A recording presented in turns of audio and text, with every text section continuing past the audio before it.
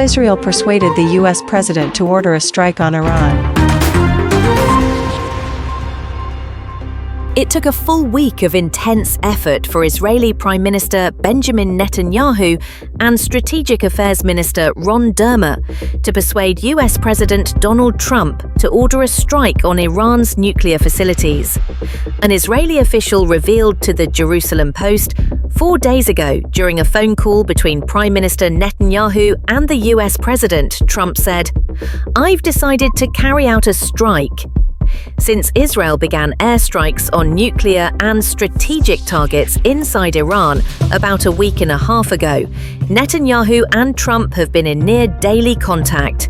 Sources from both Israel and the United States confirmed that the U.S. president and top officials in Washington were deeply impressed by the early successes of Israel's military campaign. The U.S. president would have never considered joining the attack without the results Israel achieved, the source emphasized.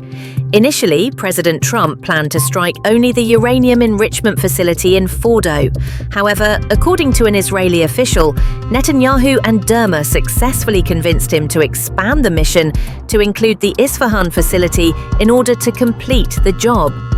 Both targets had already been hit by Israeli forces earlier in the week.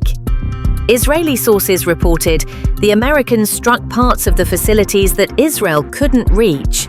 They targeted an underground section in Isfahan, where Iran stores enriched uranium and houses other critical nuclear infrastructure.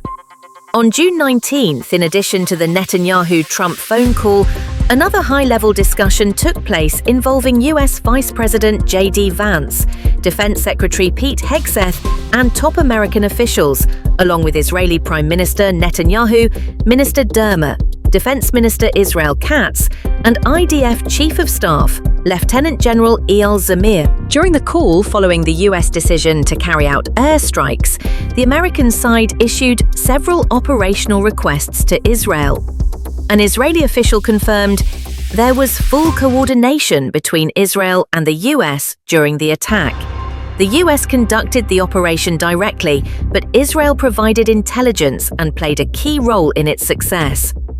On the evening of June 21st, Prime Minister Benjamin Netanyahu convened a high-level security meeting with several ministers to inform them that U.S. President Donald Trump was preparing to authorize a strike on Iran's nuclear facilities. The 5-hour meeting took place just before the American airstrikes began, ending at 3 a.m. on June 22nd, as the U.S. launched its attack.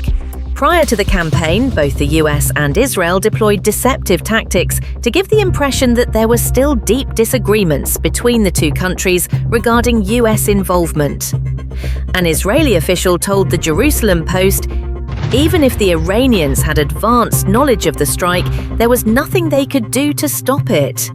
Israeli National Security Advisor Tzachi Hanegbi told the Knesset's Foreign Affairs and Defense Committee on June 22nd, "We knew about the attack in advance. It was not a surprise." According to Israeli officials, much of Iran's nuclear program has been destroyed or severely damaged. However, some auxiliary facilities remain and are still on the target list. Hanegbi noted that Israel is on track to hit 100% of the target list.